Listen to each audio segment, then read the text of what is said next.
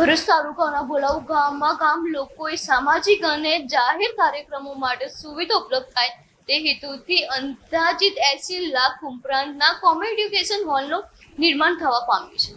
આ community hall ઉદ્ઘાટન ભરૂચ વિધાનસભાના ધારાસભ્ય રમેશ મિસ્ત્રીના હસ્તે કરવામાં આવ્યું હતું.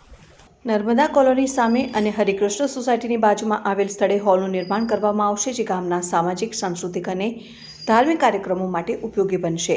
આ હોલના નિર્માણ માટે સાંસદ, જિલ્લા પંચાયત અને ધારાસભ્યની ગ્રાન્ટનો ઉપયોગ કરવામાં આવશે. હોલનું નિર્માણ પૂર્ણ થયા બાદ તેની જાળવણી અને સંચાલનની જવાબદારી ભોલાવ ગ્રામ પંચાયત સંભાળશે. ખાતમુહૂર્ત પ્રસંગે પૂર્વ જિલ્લા પ્રમુખ મારુતિસિંહ અટોદરિયા, ભાજપ મહામંત્રી નિરલ પટેલ, સરપંચ યુવરાજસિંહ પરમાર સહિત ગ્રામ પંચાયતના સભ્યો, આગેવાનો અને મોટી સંખ્યામાં ગ્રામજનો ઉપસ્થિત રહ્યા હતા. આજે ભોલાવ ગ્રામ પંચાયત દ્વારા કોમ્યુનિટી હોલનું ખાતમુહૂર્ત કરવામાં આવ્યું છે. લગભગ 80 લાખ રૂપિયાના ખર્ચે આ કોમ્યુનિટી હોલ તૈયાર થશે. 60 લાખ રૂપિયા એની બાંધકામ કોસ્ટ છે અને 20 લાખ રૂપિયા અંદરની તમામ વ્યવસ્થાઓ કરવા માટે ફાળવવામાં આવ્યા છે.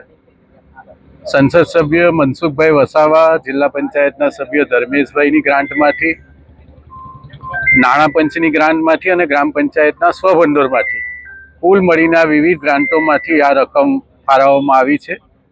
ભોલાવ ખૂબ વિકસતો વિસ્તાર છે. આ વિસ્તારમાં નાના મોટા કાર્યક્રમો સામાન્ય ગરીબ મધ્યમ વર્ગના લોકોને કરવા માટે આ કોમ્યુનિટી હોલ એ ખૂબ ઉપયોગી થશે.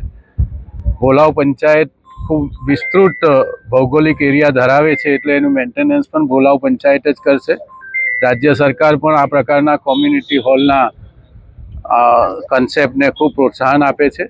આ પ્રકારે આજે મોટી સંખ્યામાં ભોલાવ જિલ્લા પંચાયતમાં આવતા તમામ આગેવાનો, ચૂંટાયેલા સામાજિક આગેવાનો, સોસાયટીના પ્રમુખો, ગ્રામ પંચાયતના સરપંચ, ડેપ્યુટી સરપંચ, તમામ ચૂંટાયેલા સભ્યોની હાજરીમાં આજે આ ખાતમુહૂર્ત સંપન્ન થયું છે.